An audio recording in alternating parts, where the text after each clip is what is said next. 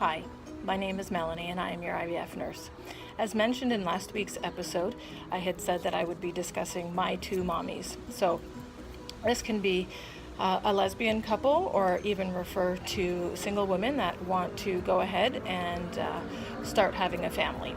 Now, where do you start? If you have a family physician, you can speak to them, who may refer you to a fertility clinic just for their services. With regards to using donor sperm.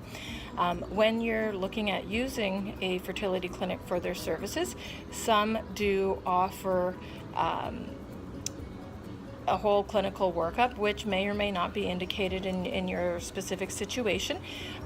Some may want to do a whole panel of testing. It is important to do the infectious disease screening, which is things to test for HIV, syphilis, hepatitis, all of those things as well. CMV is important to know, especially if you're using a sperm donor. Now, when you're going ahead with a clinic, they may also want to do some additional testing, like a day 3 blood work, AMH, depending on how old you are.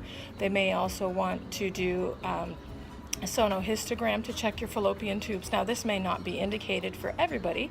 However, if after a few cycles you're not pregnant, then it may be something for you to look at going ahead and arranging with your fertility specialist. Now, for women that are looking to use donor sperm, there are a few sperm banks in Canada.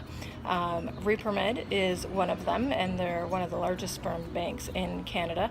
Outreach Health Services, Can-Am Cryo as well.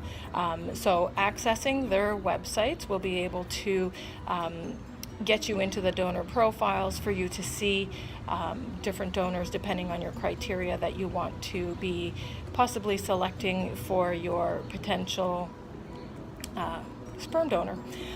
Now, with Repromed, they do offer home insemination program, and Repromed will be able to help you figure out if that's how you want to go ahead in doing it.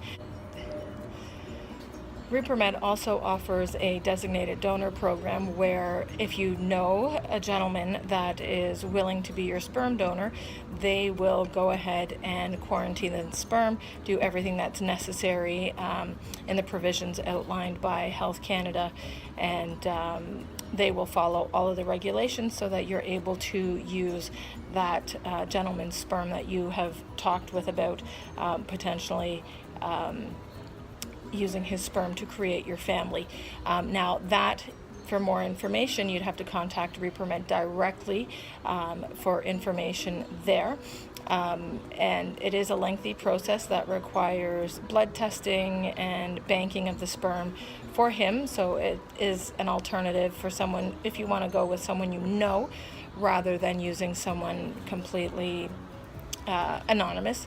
Now, the other thing is that if you're going with one of the other sperm banks, Outreach, Can-Am, even Repromed, they offer like anonymous donors where you can look at the profiles, and then they have what's called Open ID. So depending on I guess the donors, what happens is that you can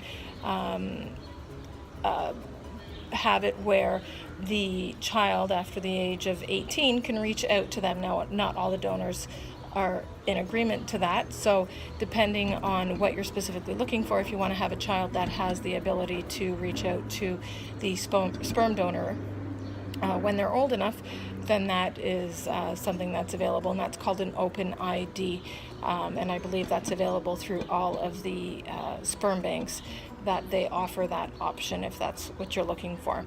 Now, once you've met with your family doctor, and if they've referred you to a fertility specialist and you've gone through everything, usually it's kind of recommended that after a few cycles that you, if you're not successful in becoming pregnant, that you meet with a fertility specialist and see what other options there are. There may be something going on that you didn't think that was going to be an issue, but it may be an underlying issue that just is only coming to light because you're actually trying to conceive at this point. And then there's other health related issues that may need to be under management just to ensure you have a healthy pregnancy and delivery.